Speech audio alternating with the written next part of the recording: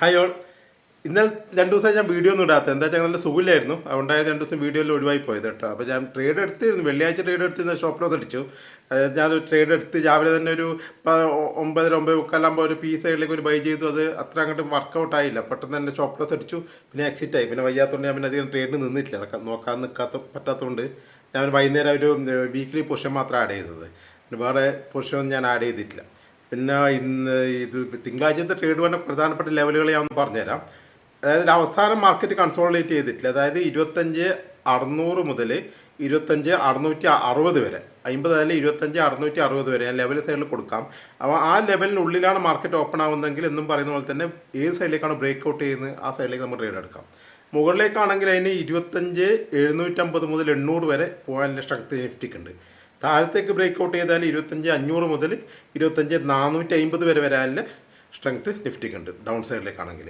അപ്പോൾ ഈ രണ്ട് സൈഡിലേക്കും അതാണ് സ്ട്രെങ്ത് വരുന്ന ലെവലുകൾ കൊടുക്കുക. അപ്പോൾ ഒന്നും കൂടി പറഞ്ഞ ലെവൽ 25,600 ബ്രേക്ക് ചെയ്താൽ താഴത്തേക്ക് 25,500 മുതൽ 450 വരെ വരാം.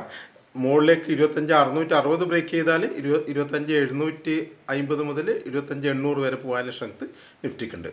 പിന്നെ ഒരു ചെറിയൊരു ഗ്യാപ്പ് അപ്പ് ഓപ്പണിംഗ് ഒക്കെ ആണെങ്കിൽ നിങ്ങൾ ശ്രദ്ധിക്കേണ്ടത്, അത് കഴിഞ്ഞ് നിഫ്റ്റി ഒന്ന് താഴേക്ക് വന്നിട്ട് 25,660 എത്തുമ്പോൾ നിങ്ങൾക്ക് വീണ്ടും അപ്പ് സൈഡിലേക്ക് ഒരു ട്രേഡ് കിട്ടാൻ സാധ്യതയുണ്ട്.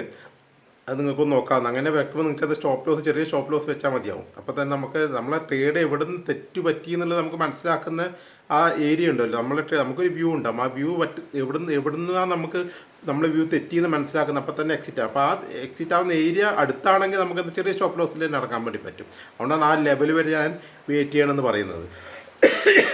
ആ ലെവൽ വരെ വെയിറ്റ് ചെയ്തിട്ടാണ് നമ്മൾ ട്രേഡ് എടുക്കുന്നതെങ്കിൽ നമുക്ക് വളരെ പെട്ടെന്ന് തന്നെ എക്സിറ്റ് ആയിട്ട് ഇറങ്ങാൻ വേണ്ടി പറ്റും, വലിയ ലോസ് വരില്ല. ഓക്കെ, അപ്പോൾ ഈ ലെവലുകൾ നോക്കാം നമുക്ക് തിങ്കളാഴ്ചത്തേക്ക്.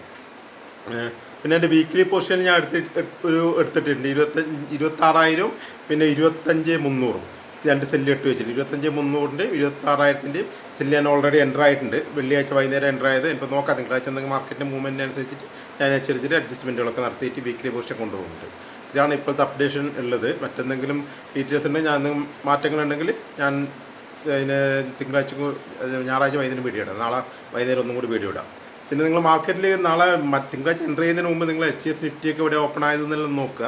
അത് ഓപ്പൺ ആവുന്നതിനനുസരിച്ച് നിങ്ങൾ ട്രേഡിംഗ് പ്ലാൻ എന്തെങ്കിലും ജസ്റ്റ് ഉണ്ടെങ്കിൽ ജസ്റ്റ് ഒരു മാറ്റം വരുത്താവുന്നതാണ്. മെയിനായിട്ട് ശ്രദ്ധിക്കേണ്ട ലെവലുകൾ ഇതാണ്: 25,750 മുതൽ 800 വരെ ആടെ ഒരു റെസിസ്റ്റൻസ് വരാൻ സാധ്യതയുണ്ട്.